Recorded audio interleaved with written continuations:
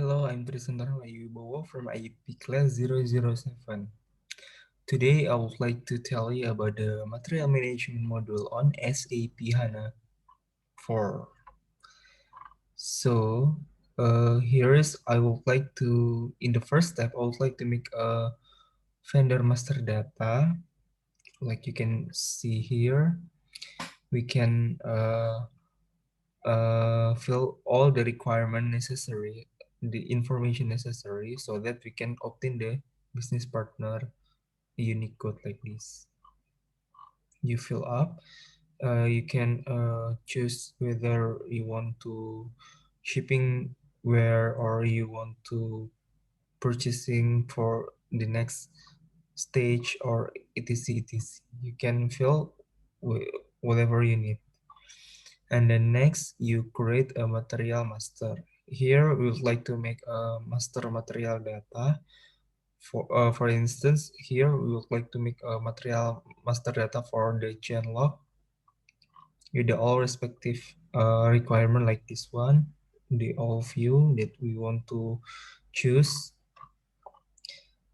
Here we would like to fill all the requirement here, and then we create the material master data. Then we extend material master for trading goods.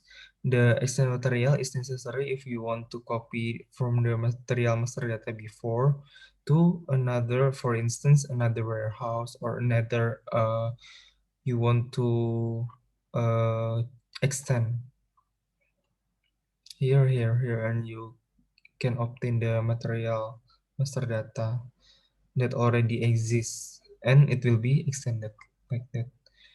And then in the stage number 4, it's display the stock like this. The chain lock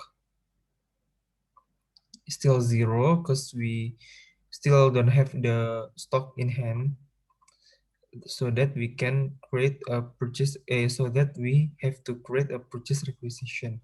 In create purchase requisition, we want to ask for the vendors and set for what we want. I don't know why, but why it's so blurry. So we make a want to make an order quantity 200 with the all necessary things here. Then the purchase requisition made. Then we have to go to manage stock here, and then we still have a 0 stock because we still don't still not pay or still not have a stock in hand. And then we create request for quotation here. Request for quotation, we made a 3 requests for quotation so that we can effectively choose the efficient one. Here we made a request for quotation for the material chain log, and then we have a 3 requests for quotation.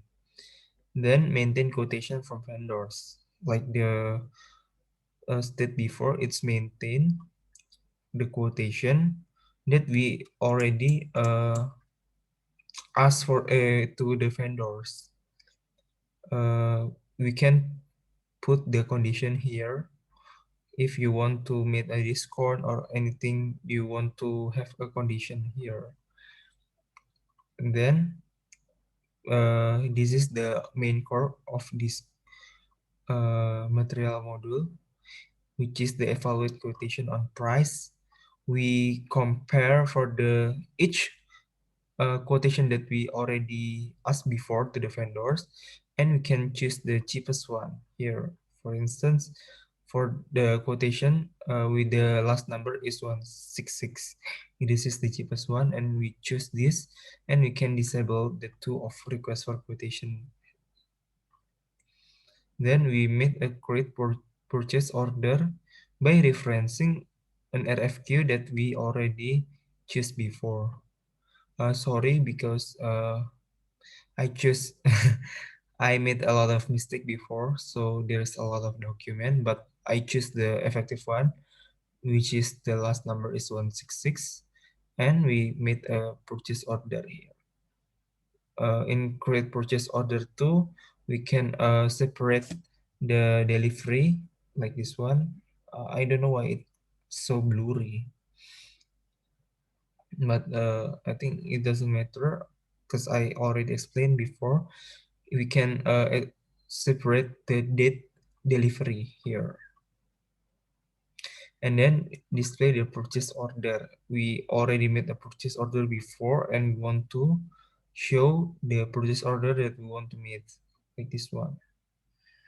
There is a two purchase order. Why there is two? Because we separate the delivery. Then we create a goods receipt for the purchase order. Here we want to make a goods receipt. In here there are two material document that we want to receive, and then we verify the physical receipt for purchase order. We verify if there is already the stock in hand or not, and we can know that there is a stock in hand in us. Sorry, because there's a lot of mistake before, so there is 200, but actually there's only 100. Okay, here's the 100. So this is the right one. So after that, we create invoice received from vendor.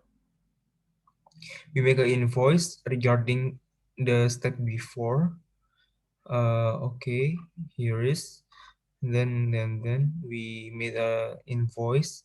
We set up the text code, etc., etc. Then the document made, and it's blocked for payment.